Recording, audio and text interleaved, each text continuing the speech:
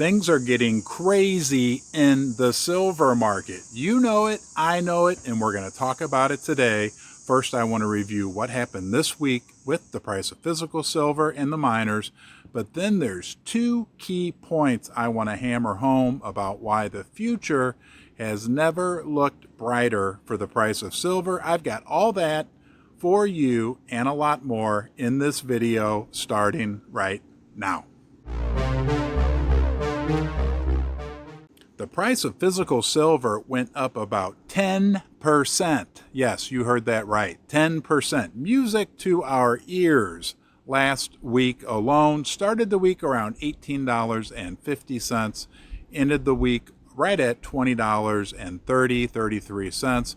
So a 10% increase in price. The miners also did very, very well.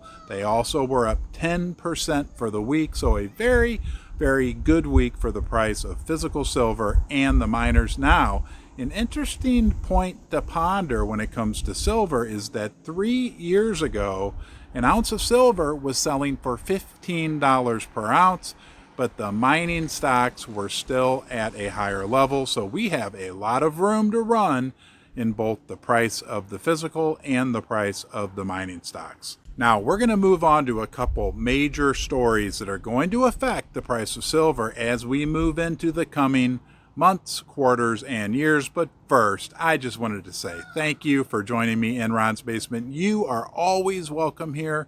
You can give the video a thumbs up, subscribe, turn on the bell notifications, and you can share this video anywhere you like. Now, the first thing I want to touch on is that the amount of registered silver in the COMEX continues to decrease. The amount of actual physical silver that's backing up all these millions and millions of ounces that are traded every day on the COMEX is decreasing and decreasing, not at record lows, but at low levels and continuing to get lower by the week. But that's not even the biggest point I want to touch on. There's actually two more, the first of which is premiums. We have premiums being charged on top of the spot price of physical silver that are at darn near record levels. For instance, I went out to JM Bullion's website to get a 10-ounce silver bar. You're looking like minimum 250 range, and a lot of them, or most of them, depending on how many you buy and how you're going to pay, are closer to 260. So that's $26 per ounce when the spot price is right at $20 per ounce. There are record level, super high level premiums being charged, and that only means one thing, right? What does that mean? That's the important thing. What it means is that there's a huge demand for physical silver. Eventually, that will overwhelm the paper market and be translated into higher prices for silver.